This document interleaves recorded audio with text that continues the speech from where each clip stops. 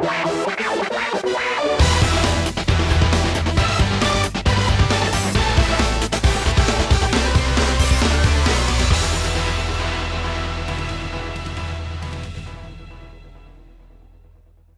feeling of a mere soldier taking down a Goliath such as one of the Titans in Titanfall is actually one that you will savour and enjoy for a very long time. But will it keep you coming back for more? Titanfall is one of the most anticipated releases to date for the Xbox One. This exclusive first-person shooter was raved about during beta testing and raved about ever since. I wanted to find out if all this hype was deserved or simply the media marketing machine whipping me up into a frenzy. Don't get me wrong, I love first-person shooters as much as the next person, but I tend to stick to the single player and dabble with the online play in fits and spurts. The Call of Duty multiplayer always dented my confidence, as I would consistently get my ass handed to me on a regular basis despite its best efforts at matchmaking. I found myself faring a little bit better on Battlefield 4 multiplayer as I could be more of a team player. What I lacked in the straightforward running and gunning, I can make up for in the support roles such as a medic or a sniper. The idea of an online-only multiplayer filled me with dread, but I had to try it, especially with all the surrounding hype. Two sides: a campaign-driven story mode that sees you play as a corporate giant that is the IMC, or as the enemy, the militia, so you can understand both sides of the story.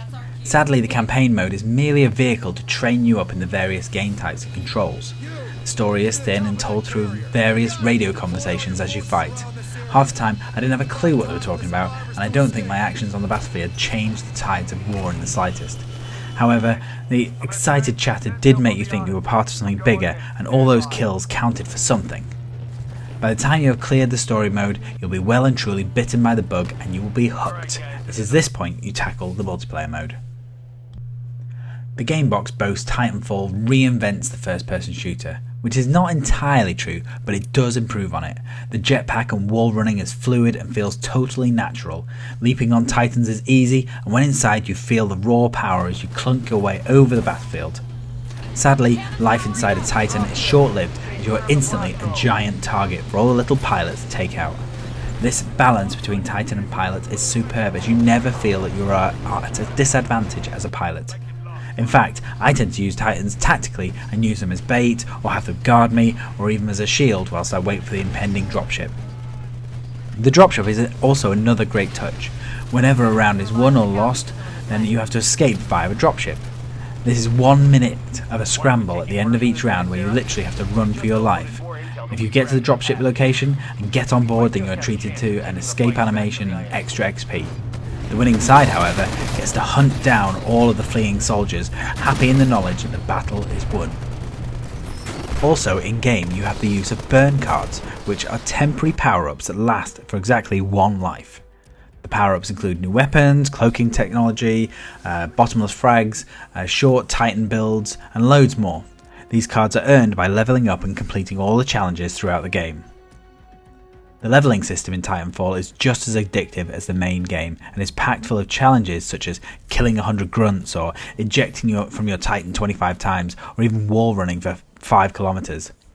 Once achieved, you'll be rewarded with additional XP and burn cards to use in the game. There are challenges for everything which really help focus the gamer, giving you clear goals. Otherwise it'd just be round after round of deathmatch after deathmatch. Depending on how well you play, you can increase a level every few matches, and every 50 levels you move up a generation and get a nifty badge by your name. And there are 10 generations, meaning you have 500 levels to work through. So it looks great, it plays great, and it has an addictive levelling system. Do I work for Respawn, I hear you cry? Well no, it does have some issues. I've already mentioned the paper-thin storyline, but I also found the matchmaking pretty terrible as well, and I would often find myself in a team of first-generation newbies against 5th, 6th and even 10th generation players. To finally conclude this mammoth review, Titanfall lives up to the hype as it is graphically stunning, plays like a dream. However, it won't be for everyone, as the lack of story, no clear endpoint and the fact that it is punishingly difficult for newcomers will turn a lot of people off.